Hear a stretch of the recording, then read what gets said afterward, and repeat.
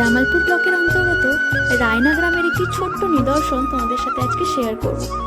এটি একটি ঐতিহাসিক ঐতিহ্যের মধ্যে ভরা একটি গ্রাম, যেখানে এখনো দেখা যায় সেই মাটির দোতলা বাড়ি এবং ছোট্ট ছোট্ট মন্দিরে ভরা। আমাদের পূর্বপুরুষেরা এই রায়নায় সভাকর বাড়ি থেকে দীক্ষা গ্রহণ করেছিলেন, সেই অর্থে আমরাও সেই দীক্ষায় দীক্ষিত। তাই একটি বিশেষ কারণে সেখানে গিয়ে উপস্থিত হয়েছিলাম এবং সেখানে গিয়ে উপভোগ করলাম এই মনোরম পরিবেশের। প্রত্যেকটা বাড়ির সাথে আলাদা আলাদা সুন্দর সুন্দর ছোট্ট ছোট্ট মন্দির আছে, ঠিক যেমন এই মন্দিরটা। এটি হলো একটি বিশালক্ষী মায়ের মন্দির। কিছুদিন আগেই শুনলাম এই মন্দিরটি উদ্বোধন হয়েছে। এমন সুন্দর মনোরম পরিবেশ তো প্রায় আর দেখাই যায় না। আর যারা শহরে থাকো তাদের তো কথাই ছাড়ো, কারণ ওখানে তো এত সুন্দর মন্দির, এত গ্রাম, এত বেশি সবুজে ঘেরা জায়গা দেখাই যায় না। ওখানকার বাড়িগুলোই একটাই বৈশিষ্ট্য, এরকম সভাকর বাড়ি বলে লেখা নেম প্লেট, যেটি একটি আলাদাই দেখতে লাগছে। এবং এই ছোট্ট ছোট্ট মন্দিরগুলো একটা পরিবেশটাই অন্যরকম করে তুলেছে।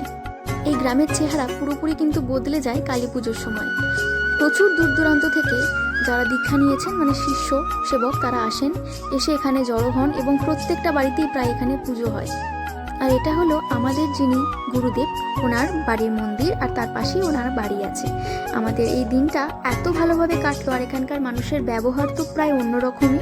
গেলে তোমাদের মনটা আলাদাই শান্তি হয়ে যাবে। পুরো আধ্যাত্মিক জায়গা একটা, খুবই ভালো লাগলো। আমাদের আবার যাওয়ার ইচ্ছা আছে। আমাদের বাড়ির অনেকে গেছে, বাট আমার এটা প্রথমবার। তোমাদের ভিডিওটা কেমন লাগলো অবশ্যই জানিও। Bye bye.